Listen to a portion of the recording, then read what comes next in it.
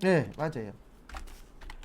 그 다음에 430페이지 보세요. 저희가 외워야 될 게 이자율을 외워야 돼요. 이자율이 아니고 원천징수 세율. 네. 그래서 일단 여기에서는 이거 나중에 다시 정리해 드릴 거예요. 일단은 이자하고 배당은 14%대요. 그 다음에 비영업 대금의 이익은 25%대요. 일단 이자에서 아셔야 되는 건 요거 두 가지예요. 그러니까 원천 징수 세율을 외워라. 네, 요거 외워야 돼요. 왜냐면 시험 문제에서 가끔씩 세율 물어보거든요. 그래서 우리 통장에 돈 들어오잖아요. 이자 들어올 때 그냥 원금이 들어오는 게 아니에요. 몇 프로 띄고 들어와요? 14% 띄고 들어와요. 그 다음에 비영업 대금의 이익은 뭐냐면은요, 이런 경우에요. 내가 만약에 제조업을 해요. 그러면 제조업은 돈 빌려주는 게 아니죠. 근데 만약에 거래처에서 돈 빌려달래. 그럼 돈 빌려줄 수 있다 없다? 있다. 그러면 뭐 받아야 돼요? 이자 받죠. 그때는 25% 세금 내야 돼요. 근데 이런 걸 왜 만들어 놨냐면 결론은 돈놀이 하는 회사 아니면 돈놀이 하지 말란 얘기예요. 그러면 돈놀이 하면은 세금을 뭐 할 것이다? 많이 낼 것이다. 그래도 25%는 산부이자잖아. 그렇죠. 그 산부가 사실은 법적으로 걸리지 않아요. 아니요, 이건 이제 국가에서 세금 떼어가는 거죠. 이자를 받는 게 아니고, 그러니까 내가 만약에 1,000만 원 빌려주고 이자로 10만 원을 받았어. 서로 이거 신고를 예, 그렇죠. 25%를 내야 되는 거예요. 빌려준 것도 신고를 해야 되는. 그럼요. 왜냐면 회계 처리 다 맞아야 되잖아요. 돈 빠져나갔는데 이거 왜 빠져나갔어? 맞아. 그렇죠. 그것까지 다 조사하기 때문에 거기에 대한 이자를 내는데 몇 프로 세금 띄겠다? 25%. 그래서 내가 만약에 10만 원 받았어. 그러면 10만 원에 25%인 2만 5천 원이 소득세로 나가는 거예요. 그래서 결론적으로는 돈놀이 하는 회사 아니면 돈놀이 하지 마. 그러면 너네한테 세금 많이 거둘 거야. 이렇게 되어 있는 거예요. 왜냐면 이런 게 없으면은요. 정상적으로 안 하고 비정상적으로 돈 빌려주고 돈 받는 사람들이 생길 수 있잖아요. 그럼 회사도 개인 원천징수 말고 회사도 원천징수 지르는 걸까요? 원천징수를 국가한테 신고하냐고요? 네, 신고 다 해야죠. 이게 법인 네, 법인이어든 개인이어든 다 신고해야 돼요. 여기에 네. 비영업대금의 이익이 25%라서 네. 개인이 하면 아니요, 이거는 개인이든 법인이든 다 세금 내야 돼요. 만약에 우리가 개인끼리 이렇게 그런 건 상관없죠. 티 안 나는 건 괜찮아요. 그러니까 여기서 얘기하는 건 티 나는 거. 피나는 거는 사업 개인은 별로 티 안 나잖아요. 그렇죠. 그래서 우리 그냥 친구들하고 돈 빌리잖아요. 이자 받잖아요. 이건 신고 안 하죠. 티 안 나니까. 네. 근데 티 나는 건 다 신고하셔야 돼요. 안 했다가 걸리면 더 내야 됩니다. 네. 항상 세금은 별거 없어요. 하라 그랬는데 안 했어. 티안 나지 않나요? 어는 거예요. 이거 티 나죠. 왜냐면 못 받아도 주관이. 내 통장에서 내가 사업자예요. 네, 내 사업을 해요. 아니요, 법인이든 개인이든. 그러면 통장 나중에 다 검사해요. 통장 검사해갖고 만약에 2천만 원이 A라는 사람한테 나갔어. 그럼 나중에 국세청에서 와갖고 이거 2천만 원 뭐예요? 우리 개인도? 아니요, 사업하는 사람들. 사업하는 그렇죠. 사업하는 사람들. 여기에서 얘기하는 거. 그러면 이자를 못 받을 경우는 어떻게? 이자 못 받으면 안 되면 되죠. 이자 들어온 게 없는데. 네. 그 대신 이런 건 걸리는 거죠. 무이자로 줬는데요. 이런 건 다 걸려요. 국가에서 안 믿어줍니다. 그런 거. 다 제출 다 해야 돼요. 네. 증빙 없으면은 무조건 두드려 맞는 거예요. 이런 거 안 돼요. 저 무이자로 빌려줬는데요. 그럼 국가에서 아이고 무이자로 하셨습니까? 이런 거 다 안 돼요. 차용증 당연히 써야죠. 일반적으로. 그러니까 티 나는 것들은 다 티를 내야 돼요. 티 안 나는 거야 숨기면 되지만 이거는 100% 걸릴 것 같아. 그러면 차용증 다 쓰고 이자 정상적으로 받고 다 해야지. 그런 거 일부 건너뛰었다 나중에 걸리면은요 10만 원 낼 거 20만 원 내고 20만 원 낼 거 50만 원 내고 이렇게 되는 거예요. 그래서 모르면 당하는 거예요. 그래서 세무사한테 맡기는 거예요. 왜요? 그 사람들이 그런 거 전문적으로 하는 사람들이니까. 그래서 모르면 바보가 아니고 모르면 당하는 거예요. 지금 시대는. 맞아. 몰라. 그리고 공부해도 당하잖아요. 아는 사람도 당하는데 모르면 당하기가 더 어때요? 쉽죠. 그래도 요즘엔 천재도 많지만 바보도 많아요. 지금 집사인데 천재예요, 바보예요? 바보죠. 누가 봐도 바보잖아요. 지금 집 사는 사람들은. 천재일 수도 있잖아요. 그냥 이익 안 보고 그냥 사는 사람들은 그거는 천재 바보가 아니고 그건 그냥 딴 쪽이죠. 제가 얘기하는 건 이제 투자하는 사람들. 그렇죠. 투기로 들어가는데 지금 들어간대. 그러면 그건 누가 봐도 바보죠. 왜요? 바보죠. 더 떨어질 거니까. 예, 그런 사람들도 있어요. 그러면서 뭐라 그러냐면 지금이 기회래. 오를 거래. 이런 사람들도 있죠. 헛똑똑이라고 이야기하죠. 일단은 10년 있다 될지 20년 있다 될지 모르겠는데 오르긴 오를 거예요. 예. 그거 언제 오를지만 알면 좋죠. 그 다음에 431페이지 사업소득 옆에다가 이렇게 적어주세요. 계속적이고 반복적. 그러니까 사업이 되려면 요 두 가지에 맞아야 돼요. 그래서 내가 만약에 마트를 해. 그럼 계속 팔죠. 반복해서 팔죠. 예, 그런 식으로 이제 요 두 가지가 연결이 되셔야 무슨 소득이 되는 거예요? 사업소득이 됩니다.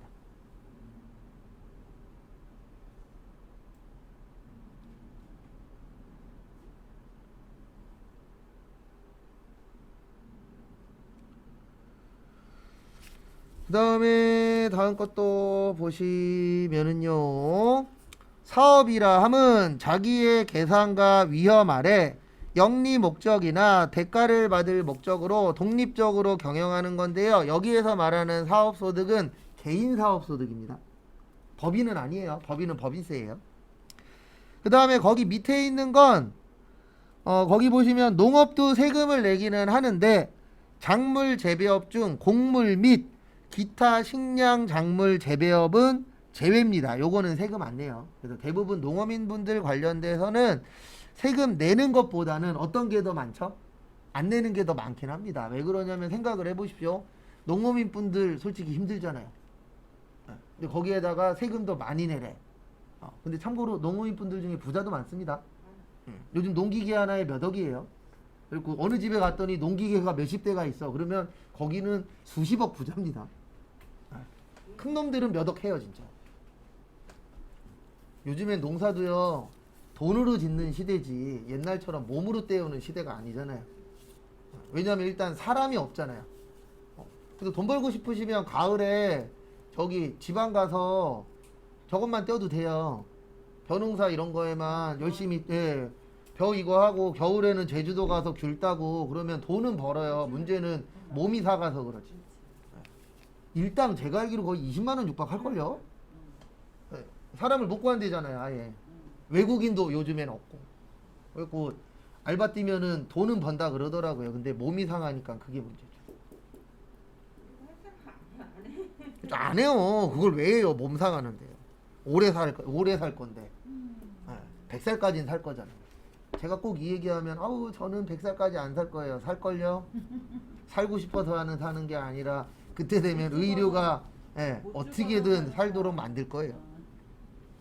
그 다음에 뭐 농업, 건설업, 부동산 임대업, 뭐 부동산 매매, 교육 서비스, 보건 뭐 여러 가지들 있습니다. 여기에서 사업소득 그러면 일단 요것만 기억하세요. 계속적이고 뭐요? 반복적. 왜냐면 사업이라는 게 종류가 어마무시하게 많잖아요. 맞죠? 가면 갈수록 새로운 사업들도 나오고. 그래도 돈을 벌려면 그 새로운 사업이 뭔지 빨리 내가 캐치를 해야 돼요. 캐치하기가 어려워서 그렇지. 그래서 요즘에 저기도 안 좋아진대잖아요. 회사들 중에 그 뭐지? 또 명칭이 기억이 안 나. 꼭 얘기하려 그러면 좀 이따 기억나면 얘기해 드릴게요. 그래서 거기 432페이지는 비과세 사업소득. 스타트업 회사들 있어요, 없어요? 있죠. 요즘 난리래요. 돈이 안 돌아갔고 스타트업이 원래 투자 받아서 하는 거잖아요. 근데 요즘 이제 돈이 안 돌아서 망하는 데들이 늘어나고 있다 그러더라고요. 그러면 취업 자리도 줄어들고 있는 추세인 거죠. 돈이 돌아야 되는데 동맥경화처럼 지금 막혀 있잖아요. 그래서 돈맥경화라 그러더라고요. 요즘에는.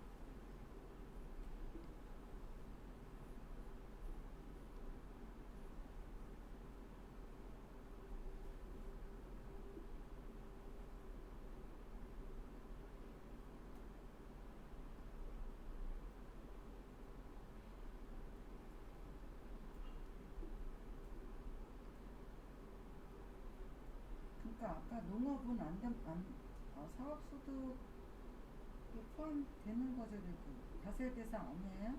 어떤 거요? 농업. 농업이요? 농업은 일부 과세기는 한데 거기 보시면 농지 빌려주는 건 과세 대상 아니에요. 인지를 빌려주는 거. 인지 임대죠. 그렇죠.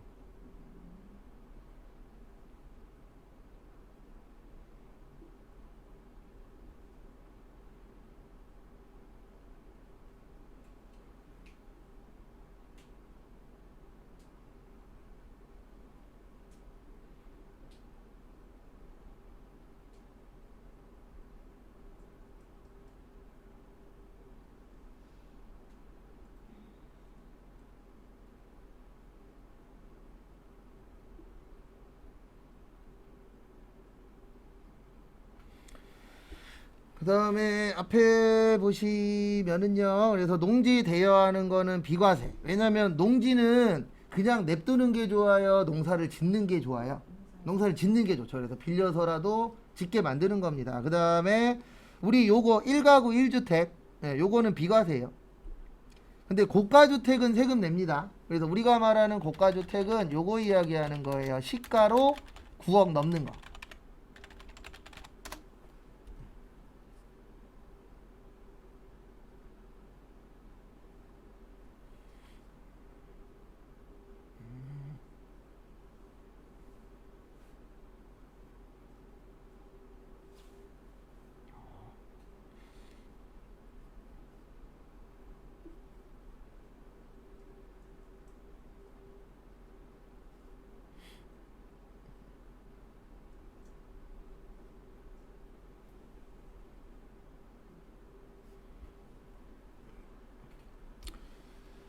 그 다음에 세 번째, 농업이나 어업 중에 그 부업 있죠. 예, 그래서 뭐 농업 쪽에서 축산에서 발생하는 거, 그 다음에 뭐 연간 3천만 원 이런 식으로 되어 있습니다. 저기에서 말하는 축산은 저거 얘기하는 거예요. 뭐 돼지 키우고 소 키우고 닭 키우고 이런 거 있죠.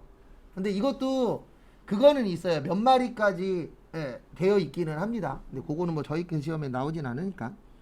그 다음에 전통주 파시면 1년에 1200만 원까지는 비과세예요. 세금 안 됩니다. 1년에 1200. 네, 1년에 1200. 전통주의 네, 전통주, 제조소득. 제조. 네, 그러니까 술 파는 거 있죠? 네, 술 파는 거. 결론은. 에? 네. 전통주가 술이잖아요. 전통 전 농사 지으면서 부업으로 하는 거. 네, 결론은 이건 부업이에요. 나는 부업인데 전통. 만약에 1,200만 원 이상이면 이게 부업이 아니고 본업이 될 수 있는 거네요. 그렇죠. 전통주 술 얘기하는 네, 술이에요, 술. 난 전통주의적을 어떤 걸 제조하는. 아니요. 그거 아니고 술. 어, 그 다음에 5번은 나무예요, 나무. 그래서 나무를 5년이랑 심어놔야 돼요. 그 이후에 잘라서 파는 거는 세금 안 내는데 600만 원까지는 세금 안 냅니다. 5년 이상 심어서 600만 원 이하의 소득은 비과세예요. 네. 그래서 조림 기간이라는 거는 이거를 키운 기간을 이야기하는 겁니다.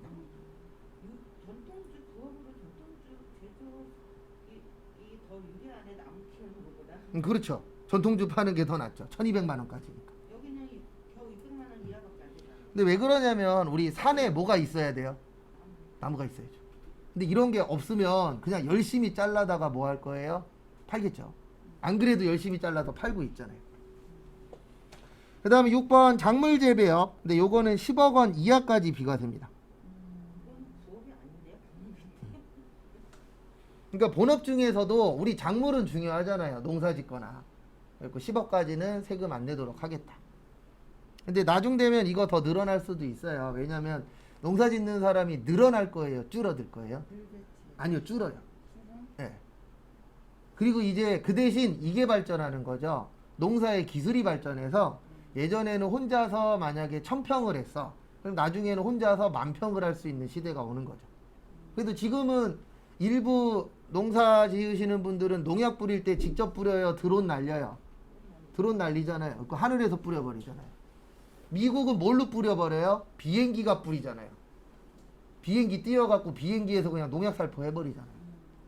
그러니까 앞으로 이제 그런 식으로 이제 농사 기술도 계속 발전하고 있죠. 왜냐면 사람이 없으니까 기계로 대체하는 수밖에 없어요.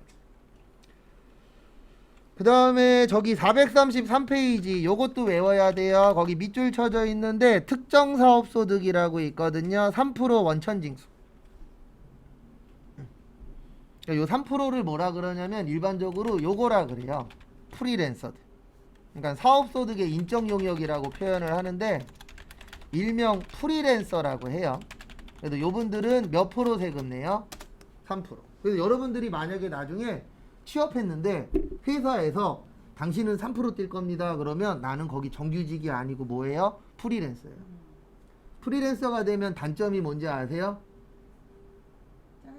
자르기가 쉽죠. 정규직보다. 왜냐면 정규직은 그 근로자로 인정이 되잖아요. 근데 프리랜서는 근로자로 인정이 안 돼요. 개인 사업자는 그런 그렇죠. 개인 사업자나 마찬가지이기 때문에 자르기가 쉬워요. 그리고 잘랐을 때 내가 반항할 수가 없어요. 노동법에 해당이 안 되기 때문에. 근데 소득세가 좀 작네요. 이것도. 아니요. 일단은 3% 띄고 나중에 5월 달에 계산해서 많이 내야 되면 또 내야 돼요. 3%로 끝나는 게 아니에요. 네, 끝나는 게 아닙니다. 3%로 끝이 아니고 세금 계산해서 많이 냈네 그러면 돌려받는 거고 적게 냈네 그러면 뭐 해야 돼요? 더 내야 돼. 그래서 그걸로 끝나는 건 아닙니다. 참고하시고.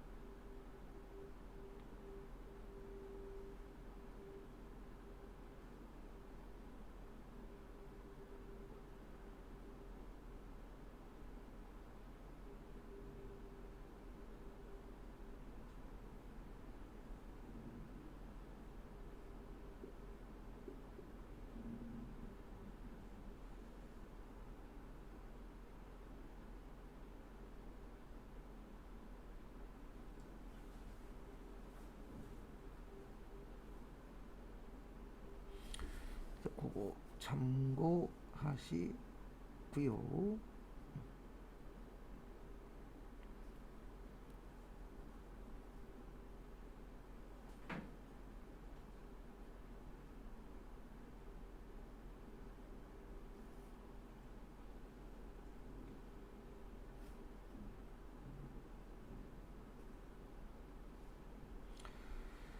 그 다음에 거기 보시면 뭐 의료보건 용역이나 저술가 작곡가라고 되어 있는데 일반적으로 그냥 프리랜서 생각하시면 돼요. 그래서 프리랜서 몇 프로 뛴다고요? 3%. 근데 이거 하나 아셔야 돼요. 앞에 잠깐만 봐주세요. 어떤 분들은 3.3%라고 이야기하시는 분들도 있어요. 이거의 차이점 알려드릴게요. 3%는 소득세예요. 뭐라고요? 소득세. 그 다음에 소득세의 10%만큼 내는 게 지금은 지방소득세라고 있어요. 네. 그러면 3%에 10%면은 몇 프로예요? 0.3%예요. 요게 지방소득세예요. 전체 금액의 0.3%. 아니죠. 전체 금액의 10%. 그래서 3.3%. 네, 그래서 3.3%가 되는 거예요. 여기 보세요. 여기 몇 프로요? 3%에 10%가 몇 프로예요? 0.3이에요. 전체로 보는 개념이 아니에요. 그냥 일단 세율로만 보셔야 돼요. 그래서 3%에 지방소득세가 지방자치단체가 무조건 10% 떼어가요. 그래도 여러분들 저기 이거 봤죠? 급여명세서. 급여명세서에 보면 소득세 10만 원이라고 되어 있으면 지방소득세는 만 원이라고 되어 있어요. 왜냐하면 무조건 소득세의 10%만큼 지방자치단체가 가져가도록 되어 있어요. 그래서 3%에 10%에서 0.3이에요. 그러면 3에다 0.3 더하면 얼마 되죠? 3.3. 네, 그래서 3.3%입니다. 참고하시고.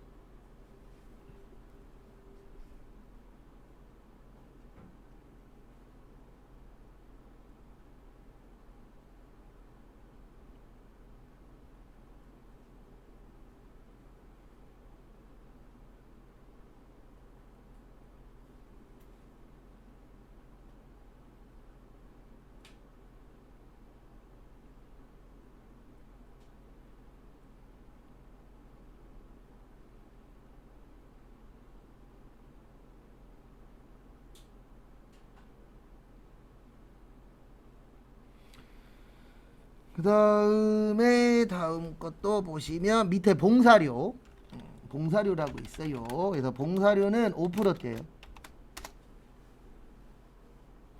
그래서 거기 밑에 써 있습니다. 부가가치세가 면제되는 접대부 댄서 요런 분들이 봉사료를 가져가시면 몇 프로를 세금 내신다고요? 5%를 냅니다. 그러니까 일반적인 분들은 아니에요. 여기서 말하는 봉사료는.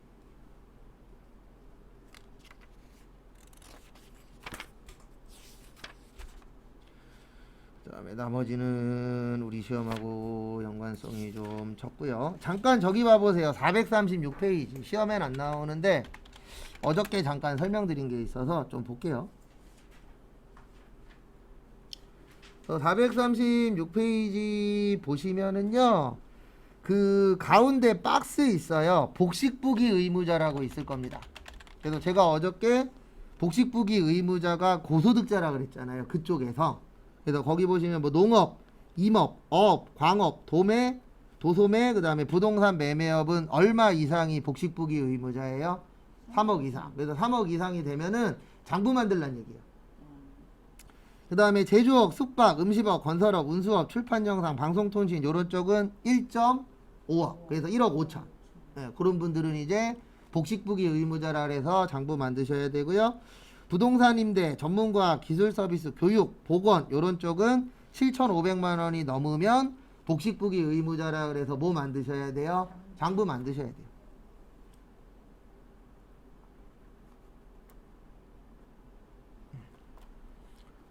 그래서 내가 복식부기 의무자에 나중에 해당이 되시면은 장부를 꼭 만드셔야 됩니다. 그거 안 만들면은 세금적인 혜택도 못 받고 가산세도 내야 되고 좀 복잡해져요.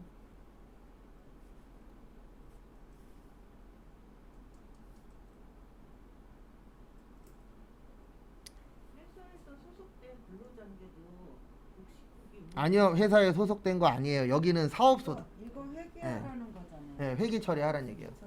여기는 회사에 소속된 거랑은 상관이 없어요. 여기는 사업하시는 분들 얘기예요.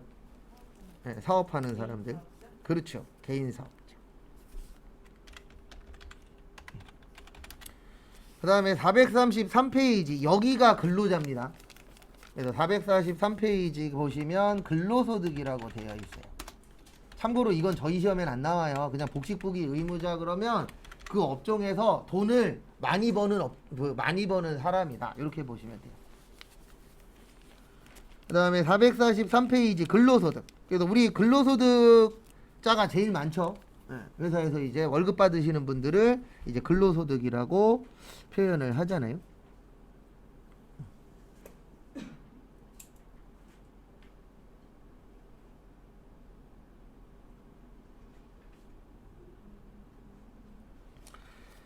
그래서 거기 보시면은요, 거기 보시면 뭐 여기 밑에 있는 건 뭐 특별히 볼 게 없어요. 일반적으로 그냥 월급 받는 내용이라 특별히 볼 건 없고, 443페이지 거기 제일 밑에 봐보세요. 거기 밑줄 쳐져 있는 것 좀 봐주세요. 중소기업 종업원의 주택구입, 그 다음에 임차 자금, 대여 이익은 비과세예요. 이게 무슨 뜻이냐면, 우리 좋은 회사 가시면 집 사거나 어떤 거 생길 때 돈 빌려주는 회사들 있어요, 없어요? 있어요. 저리로 빌려줘요. 이자율을 낮게 해서. 그래서 은행 직원들 은행에서 대출 받을 때 고금리예요, 저금리예요? 저금리예요. 저금리로 해줘요. 그거에 대한 이익도 세금 내셔야 돼요. 그 얘기예요. 근데 중소기업은 세금 안 내요. 이런 혜택을 받으시면. 그 얘기는 결론은 뭐냐면 중소기업에서 이럴 일이 거의 있다 없다? 네, 많지 않다. 그래서 이런 걸 하면은 세금을 뭐 해줄게? 안 받을게. 이렇게 되어 있는 겁니다. 근데 일반적으로 그 대기업들에선 이런 거 많이 하잖아요. 그럼 그거에 대한 이익 부분에 대해서도 세금을 내라고 되어는 있습니다. 그 다음에 다음 페이지 위에 보시면 요것도 중요해요. 이게 더 잘 나와요. 444페이지 위에 보시면 사택 제공. 사택. 그래서 우리 사택 제공 해요, 안 해요? 하죠. 사택 제공 같은 경우에는 출자 임원, 네, 요 분들은 과세고요. 나머지는 비과세예요. 그러니까 대부분 출자 임원은 저분 이야기하는 겁니다. 사장님. 그러니까 주식 많이 갖고 있는 사람들이 출자 임원이에요. 왜냐면 거기 밑에 보시면 1% 미만은 아니라고 되어 있잖아요. 그러니까 이게 뭐냐면은 우리 뭐 서울도 그렇고 인천도 그렇고 좀 외곽에 있는 회사들은 사택 제공하는 곳들 있어요, 없어요? 있죠. 특히 지방 같은 경우에는 사택 제공하는 곳들이 수도권보다는 많습니다. 왜 그러냐면 지방으로 사람들을 오게 만들어야 되는데 예, 집을 사라고 할 수는 없잖아요. 그래서 사택 제공을 해요, 안 해요? 해요. 그럴 경우에는 그 부분에 대해서는 세금 안 내도 돼요. 혜택 받는 회사에서? 아니요, 혜택 받는 직원이. 직원. 예. 근데 사장님은 세금 내셔야 돼요. 혜택 받게 되면. 왜냐면 사장님은 거기에서 일을 하기 위한 사람이 아니잖아요. 자기가 오너죠. 그러면 거기에다가 공장을 지었다는 얘기는 자기가 그 주변에 집이 있을 것이다라고 보는 거죠. 그러니까 출자임원은 과세고 나머지는 세금 안 내도 돼요. 네, 그렇죠. 근로자는 그렇죠. 근로자는 세금 안 내도 돼요. 사택 제공 받으면. 그러니까 이게 뭐냐면 너무 큰 혜택 같은 경우에는 세금을 내게끔도 해요. 예. 왜냐면 이런 부분에 대해서 제재를 안 하면은요 대기업 쪽으로만 사람이 몰릴 수도 있잖아요. 지금도 그렇긴 하지만. 왜냐면 혜택이 어디가 많아요? 대기업이 많잖아요. 그래서 중소기업 가려고 그래요? 대기업 가려고 그래요? 대기업 가려고 하죠. 왜요? 혜택도 많고 월급도 많고. 예. 그러다 보니까 중소기업보다는 대기업 가려고 노력은 하지만 실질적으로 70% 이상은 어디 다니고 있어요? 70%는 오바고 한 60% 이상은 중소기업 다니고 있죠. 왜냐면 중소기업이 훨씬 더 많으니까 대기업보다. 근데 대한민국 같은 경우에는 저것도 힘들기는 해요. 중소기업이 대기업 되기가 힘든 나라 중에 하나가 대한민국이 되잖아요. 근데 왜 그러냐면 이 회사가 되게 좋은 기술력이 있어. 그러면은요 대기업에서 훔쳐가거나 아니면 거기에 있는 기술자들을 빼돌리거나 아니면은 우리랑 같이 협업하자 그런 다음에 장난쳐요. 그래서 대표적인 게 뭐냐면 ATM 기계 있죠. ATM 기기가 과거에는 중소기업 거였어요. 대부분 다. 근데 롯데인가? 제가 알기로 롯데로 알고 있어요. 롯데에서 붙어갖고 우리랑 같이 협업하자. 그 다음에 거기에 있는 기술자들이나 이런 사람들을 꼬시는 거죠. 돈도 줄 테니까 올래? 그럼 당연히 가요, 안 가요? 가겠지. 가죠. 예. 그리고 지금은 롯데 게 많아요. 그런 식으로 우리나라는 이런 거 비일비재하잖아요. 과거부터. 예. 근데 싸우면 누가 이겨요? 대기업이 이겨요. 왜냐면 저 이거 예전에 뉴스 보고 알았는데 이게 소송이 걸리면은요 그 기술 갖고 물건을 못 만든대요. 중지래요. 근데 문제는 뭐냐면 중소기업은 그걸로만 먹고 살잖아요. 근데 대기업은 이거 안 해도 먹고 살 게 있죠. 그럼 싸우다가 무조건 지는 거예요. 그래도 혹시 나중에 대기업이 나랑 같이 할래 그러면 그냥 돈 주고 파세요. 예, 괜히 또 덤볐다가 아직 대한민국은 덤벼서 이기더라도 그렇지. 나한테 남는 게 없는 나라기 때문에 돈 예, 돌리면 안 싸우는 게 제일 좋아요. 그리고 그냥 돈 준다 그러면 돈 받고 넘겨버리는 게 제일 속 편해요. 아직은. 나중엔 어떻게 될지 모르겠지만.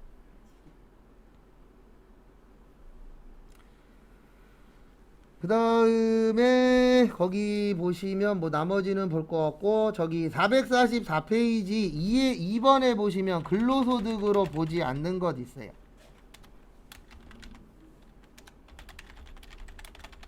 경조금.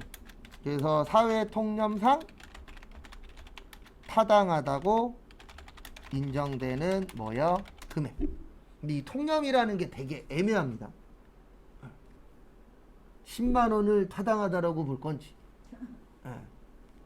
20만 원을 타당하다라고 볼 건지 요런 건 코에 걸면 코걸이고 귀에 걸면 귀걸입니다. 어저께 또 뉴스에 나왔더라고요. 인터넷 뉴스에 뭐가 나왔냐면 아는 형이 같은 직장 상사였나 어쨌든 직장 상사야 직장에서 알게 됐나 나이를 먹고 40 넘어서 결혼을 하게 됐대요. 그래갖고 나 때 10만 원 냈길래 10만 원 내고 부부가 갔대요. 그러더니 나한테 안 좋게 얘기했대요. 너는 10만 원 내고 왜 둘이 와서 처먹고 갔냐고. 그러면 10만 원은 사회통념상 많은 거예요, 적은 거예요? 적은 거죠. 근데 이건 근데 코에 걸면 코걸이고 귀에 회사에서 걸면 귀걸이에요. 10만 원 무슨 명절 때 줬잖아요. 다음 달에 빠져요 세금. 맞아요. 월급에서 빠져.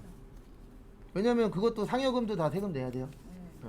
요즘 뭐 결혼할 때 밥값이 거기 얼마냐 물어보고 7만 원 한다 그러면 대부분 7만 원, 6, 7만 원이에요. 근데 우리가 10만 잘못됐다는 생각. 저는 잘못됐다라고 보는 게, 그러니까 그거에 대해서 옹호하는 사람들이 있는데, 그거에 대해서 옹호하는 사람들은요, 제가 봤을 때 노총각 노처녀일 확률이 높아요. 왜냐면 결혼식 하잖아요. 그러면 한 놈도 안 오고 돈만 받잖아요. 그게 더 짜증나요. 그렇지. 아무리 이게 뭐 솔직히 결혼이 돈 벌려고 하는 건 아니잖아요. 언니 중에도 축하받으려고 하는 거지. 축하해주고 그 자리에 오는데 사랑했으면 해줘야 그러니까요. 그게 더 중요한데, 그러니까 거기 댓글에다가 이런 얘기 쓰는 놈이 있어요. 지금 밥값이 얼마인데 둘이서 와서 10만 원 내냐, 그렇게 쓰는 놈들은 노총각 노처녀예요. 아니면 아직 시집장가 안 간 애들이거나. 아니 결혼한 사람들은 대부분 다 알잖아요. 기본이 안 돼. 예, 그렇죠. 기본이 안 되어 있는 애들이 댓글 다는 나라기 때문에 그 댓글 보고 상처받거나 이럴 필요가 없어요. 축의금도 많이 안 들어왔을 거야. 싹수를 알죠? 그러니까. 그런 얘기 할 정도면. 예. 그래갖고 이렇게 글을 썼더라고요. 이거 10만 원 더 주면 아유 그냥 한 얘기인데 왜 그러냐고 이렇게 말할 게 뻔할 거라 짜증난다고. 10만 원이라도 둘이 오면 고맙고 생각. 그럼요. 둘이가 아니라 셋이 와도 고마운 거죠. 요즘에 결혼식장 아예 오지도 않고 돈도 안 주는데. 서울에 사는데 멀리 부산에서 자기 교통비 내고 몇만 원 내고 오는 것만 해도 그럼요. 근데 사람들이 이제 언젠가부터 그냥 덧셈 뺄셈만 하고 있어서 덧셈 뺄셈으로 살 수는 없잖아요. 그거 좀 이상하더라. 안 와갖고 전화 연결이 됐어. 나 못 갔으니까 미안하니까 혼자 계좌번호 얘기하라고 그러면 도저히 얘기 이거는 못해. 그래서 요즘엔 아예 이런 사람들도 있어요. 전 그거에 대해서는 반대하는 사람은 아닌데 청첩장 보낼 때 계좌번호 찍어서 보내요. 있어요 그런 사람도. 우리 있어요. 아들은 너무 좋은 게 안 가르치는데도 안 찍었어. 너무 잘했다. 계좌번호 안 찍어. 아니요 근데 아예 찍어갖고 보내는 사람들도 있어요. 그러니까 예, 청첩장 만들 때 아예. 청첩장에는 안 해도 핸드폰으로는 다 계좌번호 보내서 보내요. 하지 요즘은 말라 다 그랬어. 계좌번호 해서. 아예 그냥 오지 하지 말라는 얘기야. 아니요 오지 말란 얘기가 아니고 그렇게 변했어. 그것도 하나의 추세가 된 거예요. 네. 그렇죠. 언제부터 이거에 대해서 꼭 뭐 무조건 잘못됐다라고 볼 수가 없는 게, 예. 근데 이것도 이제 받아들이기 나름이긴 한데 그것도 하나의 추세예요. 근데 계좌번호 한 10년 전인가 찍은 사람이 시작이 있었는데요. 그거 10만 원 그때 보내주고 그 다음부터 안 봤어. 뭐 그런 사람도 있을 수 있죠. 나한테 안 해. 민망하더라고. 계좌번호 찍어갖고 문자로. 근데 앞으로 늘어날 거예요. 늘어나지. 예. 근데 왜냐면 10년 전에 거기 댓글에 죄다 옷 안 가고 돈이나 붙여라 이런 얘기들이 많은 거 보면, 친하지도 않아. 예. 오지도 않았는데 초대한 사람 입장에서는 미안하더라고. 그럼요. 그래서 가주는 것만으로도 감사해야 된다니까요. 와서 먹고 가고 얼굴 보는 거 기본인데. 그 다음에 비과세 요거 중요해요. 저희 이거 실기하고 연관이 있습니다. 진한 글씨 잘 봐두세요. 2번 중요해요. 자가운전 보조금. 요거는 자차를 회사 업무에 사용했을 때 월 20만 원. 그 다음에 요거 빼먹었구나. 공동명의 가능.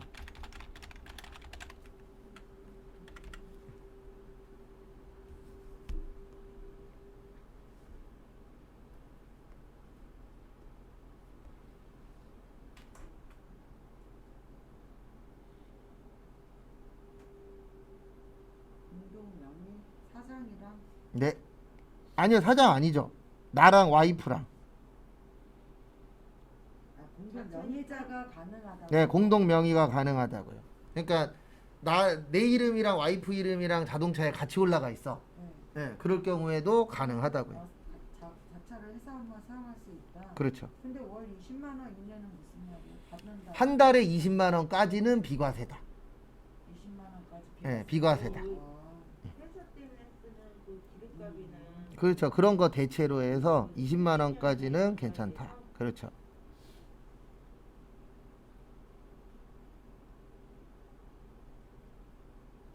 내 회사에서 20만 원까지 보조를 해줄 수 있다. 비과세로. 그렇죠. 그 뜻이에요. 의외로 자차로 회사 업무 쓰는 사람들 많을걸요? 그건 뭐 본인이 다 정하는 거죠. 뭐. 그 다음에 445페이지 요거는 외우지는 않을 건데요. 거기 보시면 연장 근로수당인데 생산직만 돼요. 생산직 근로자의 연장 근로수당. 근데 왜 안 해오냐면 요거는 프로그램에 있어요. 그래서 있는 건 안 해올 겁니다. 그래서 직전 연도 총급여가 3천만 원 이하. 그러니까 결론은 한 달에 250 못 버시는 분이에요. 그 다음에 월정액 급여가 210만 원 이하인 사람만. 요 월정액 급여가 기본급입니다. 대부분 생산직 근로자분들은 기본급 높아요, 낮아요? 낮아요. 대부분 뭘로 먹어요? 뭘로 먹고 살아요? 연장 근로수당. 그래서 지금 현 정부에서 저기 몇 시간이냐? 69시간 나온 이유 중에 하나가 이것도 솔직히 연관이 있기는 있어요.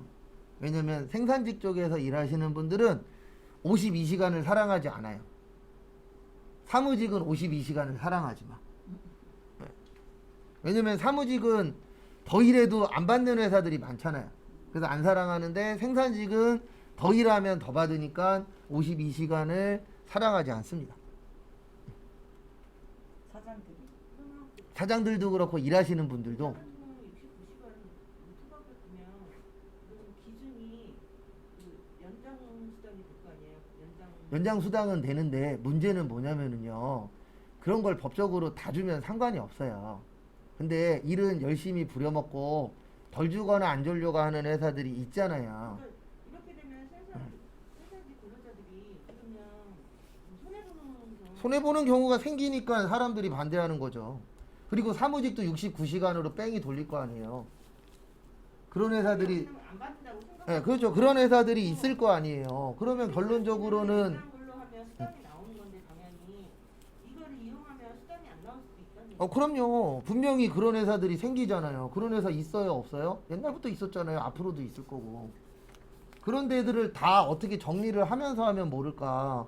그냥 무조건 일 많이 해야 됩니다. 국가 힘듭니다. 열심히 일하십시오. 이렇게 해서 밀어붙이니까 지금 사람들이 뭐라 하는 거죠. 왜냐면 안 봐도 비디오잖아요. 잘 지키는 회사도 있지만 안 지키는 회사도 분명히 생길 거니까. 근데 수당 나오다가 법이 이렇게 바뀌면 수당이 없어진다는 확률이 있다는 얘기. 아니죠. 주는 회사 있고 안 주는 회사 있다라는 거지. 없어지진 않아요. 이것만 아니면 돼요. 뭐 그 얘기 뭐 여기에서 할 필요는 없으니까. 그래서 요건 안 외워도 됩니다. 그래서 뭐냐면 내가 생산직이야. 근데 작년에 연봉이 3천만 원이 안 됐어. 그 다음에 기본급이 210만 원이 안 돼. 그러면은 1년에 얼마까지 빼주냐면요. 240만 원까지 빼줘요. 지금 이야기하는 건 비과세입니다. 요 240만 원까지는 연장근로수당 관련돼서는 뭐를 안 내도 돼요? 세금을 안 내도 됩니다. 크진 않아요. 240이면 한 달에 얼마예요? 20만 원이죠. 자체로 늘 쓰는 일은 있는데 240만 원은 그러니까 일부 액션 취하는 거예요. 법이라는 건 액션을 취하기 위한 것들도 있어요. 다 빼주면 좋은데 일부만 빼주겠다. 그 다음에 식대. 식대는 음식물을 별도로 제공하면 안 됩니다. 그러니까 뭐만 줘야 돼요? 돈만 줘야 돼요. 그러면 한 달에 얼마씩 빼줘요? 10만 원씩은 세금 안 내셔도 돼요. 근데 만약에 밥도 주고 돈도 주는 회사도 있을 수 있어요? 없어요? 있죠. 그러면 돈은 세금 내셔야 돼요. 밥 먹는 거는 세금 안 내도 되고. 왜냐면 둘 다 해주는 데도 있으니까. 근데 대부분 이게 많습니다. 음식물은 안 주고 뭐만 줘요? 돈만 줘요. 그래서 나가서 사 먹는 회사들도 많잖아요. 뭐 구내 식당이 있다던가 아니면 회사 자체에서 대놓고 먹는 식당들도 있어요, 없어요?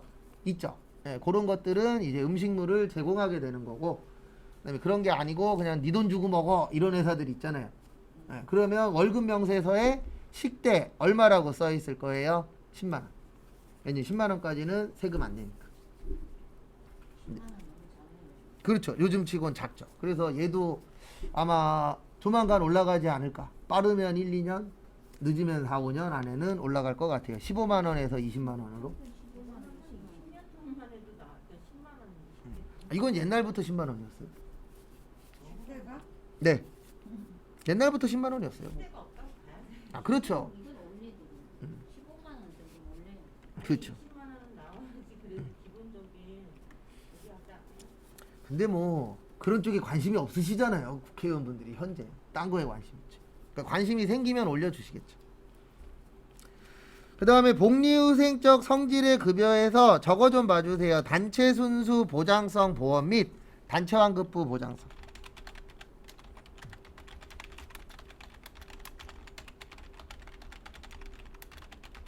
(70만 원) 이하. 그러니까 이거 뭐냐면 회사에서 다치면 보험금 받을 수 있도록 보험 들어요, 안 들어요? 들어요.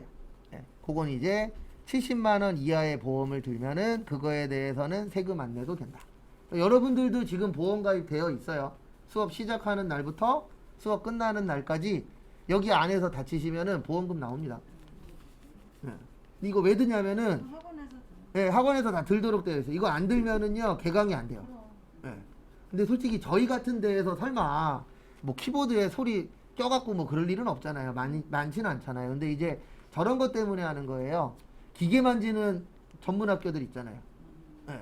그럼 실제 그런 데에서는 손도 잘려요. 음식점도 예. 보험을 들으면 거기 식사하다가 넘어졌어. 예, 그러면 다 그거 나오잖아요. 보험료가 예. 나와요. 왜냐면 그런 거가 되어 있어야 되니까. 왜냐면 막말로 여기 지나가다가 넘어져서 다칠 수도 있죠. 그거 이런 그거 경우 안 그렇죠. 되면 출근하다가 처음 그 경로로 따라서 출근했는데 넘어졌어. 돌출돼갖고 보험 혜택 받았어. 예, 그런 건 가능해요. 그 다음에 446페이지. 저희 시험에 많이 나오는 것만 볼 거예요. 나머지는 안 볼 거예요. 출산 보육 관련. 출산 보육 관련 급여인데 거기 보시면 6세 이하의 자녀가 있으면은요 10만 원 월.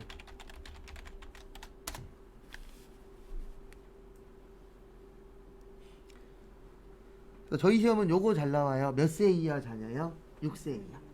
그래서 요거를 일명 육아수당이라고 표현을 해요. 근데 이거는 없는 회사가 더 많아요. 있는 회사보다. 왜 그러냐면 이걸 만들면은요 격리 직원이 직원 자녀들 몇 살인지 다 파악을 하고 있어야 되잖아요. 그래도 요거는 잘 안 해줍니다 회사에서. 근데 제일 많이 해주는 건 이거예요. 식대하고 요거 자가운전 보조금. 요건 많이 해줘요. 왜냐면 대부분 요즘 직장인분들 차 갖고 다니시는 분들 많아요, 적어요? 많죠. 그 다음에 회사 내부에서 뭐 식당이 있는 경우도 있지만 식당이 없는 경우에는 이렇게 식대를 지급하고 있다. 근데 솔직히 이거 말이 식대 지급하고 있는 거지 솔직히 얘기해서 그냥 월급에 대부분 포함되어 있죠. 자체로 출퇴근용으로 쓰는 출퇴근은 안 돼요. 원래는 안 되는데 회사에서 회사에서 그냥 꾸미는 거죠. 네, 요거 출퇴근용이 아니고 업무용이다. 네. 그렇죠. 비용 처리. 아니, 비용 처리도 있지만 세금적으로 혜택을 주려고. 왜냐면 세금적으로 혜택을 줘야 회사에서 월급을 많이 주는 효과가 나타나잖아요. 네, 왜냐면 똑같은 200을 주더라도 세금적인 혜택이 없어. 만약에 어떤 사람은 170 가져가. 근데 어떤 사람은 세금적인 혜택을 줘서 180 가져가. 그러면 어디를 다닐 거예요? 당연히 180 받는데 다니겠죠. 그래서 저 예전에 딱 한 번 본 적이 있는데 어떤 회사는요 세금을 안 떼요. 4대 보험도 안 떼고요 소득세도 안 떼요. 아무 세금도 안 떼요. 근로자 관련돼서 복지 차원으로 회사에서 다 내줘요. 그런데도 한 번 본 적 있어요. 거기 이직률이 거의 제로예요. 회사 측에서는 그냥 그거에 대한 이자 아니 세금이 붙잖아요. 그렇죠. 세금을 대신 내주는 거죠. 복지 차원으로. 안고 가는 네, 안고 가는 거예요. 그 대신 거긴 이직률이 거의 제로예요. 왜냐하면 생각해 보십시오. 바보 아닌 이상 똑같은 금액을 받으면 딴 데로 이직을 못 해요. 조금 더 받아도 이직 못 해요. 왜냐하면 빠져나가는 세금이 얼마인데요. 그러니까 복지 차원으로 그런 회사들도 있더라고. 그렇게 하려면 뭐가 많아야 돼요? 돈이 많아야죠. 그러니까 돈이면 다 해결되는 건 아니지만 많은 게 해결되긴 해요. 직원 못 뽑는다. 돈 없어서 그런 거예요, 솔직히. 맞잖아요. 딴 데서 10,000원 준대. 그럼 우린 20,000원 주면 뽑혀요. 근데 그러기에는 내가 가져가는 게 어떻게 되죠? 적어지죠. 안 그래도 요즘 장사도 안 되는데. 그래서 가면 갈수록 사람 뽑기가 힘든 게 사람들이 이제 돈적인 것도 보지만 옛날하고 다른 게 단순 노동직 안 하려고 그래요. 그러니까 뭔가를 하더라도 내 앞으로 직업을 갖는데 플러스가 되는 거. 그러니까 만약에 커피숍 알바를 할 거야. 그러면 스타벅스 가서 알바하지 이름 없는 데 가서 알바를 안 하려고 많이들 해요. 왜냐면 스타벅스에서 알바를 했다 그러면 내 이력서에다가 스타벅스 커피숍 몇 개월 알바 그러면 사람들이 스타벅스는 다 알잖아요. 근데 이름도 없는 커피숍에서 알바했대. 그러면 그런 거 써도 사람들이 인정을 덜 해주려고 하잖아요. 그러니까 요즘 젊은 분들의 추세가 알바 뽑기가 힘들다라고 얘기하는 게 뭐냐면 과거처럼 그냥 돈만 보고 알바를 하진 않아요. 왜냐면 과거에는 돈이 중요했으니까. 근데 요즘에는 왜 그런 게 줄어들고 있냐면 집이 살만하잖아요. 과거보다는. 살만한 집들이 많아지고 있잖아요. 그러니까 이 알바를 하더라도 내가 앞으로 어떤 걸 하는 데에 플러스적인 요인이 있냐 없냐까지 고민을 한다라고 뉴스에 나오더라고요. 그래서 과거보다는 어쨌든 뽑기가 힘들다라고 아마 올해 제일 많이 나오는 얘기 중에 하나가 그걸 거예요. 알바 뽑기 힘들다라고. 근데 올해는 알바 뽑기 괜찮을 거예요. 다른 것 때문에 괜찮아지지 않을까. 그 다음에 출산휴가나 이런 것도 다 비과세입니다. 그 다음에 나머지는 볼 거 없고요. 그 다음에 저기 좀 봐주세요. 446페이지 밑에 보시면 아래쪽 박스 위에 2월분 급여 지급 시 연말정산한다라고 되어 있어요. 그러니까 우리가 연말정산을 하는데 몇 월 달에 하는 거냐면 2월 달에요. 그래서 대부분 몇 월 달에 서류 갖고 오라 그러죠? 네, 1월 달에 서류 갖고 오라고 해요. 왜냐면 2월에 그 서류를 받아서 연말정산을 해서 신고를 해야 되거든요.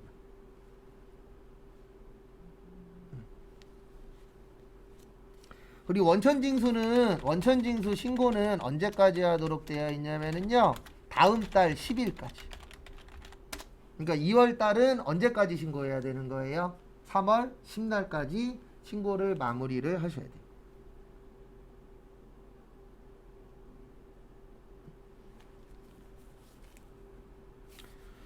그다음에 잠깐 쉬었다가 40분에 다음 것도 보도록 하겠습니다.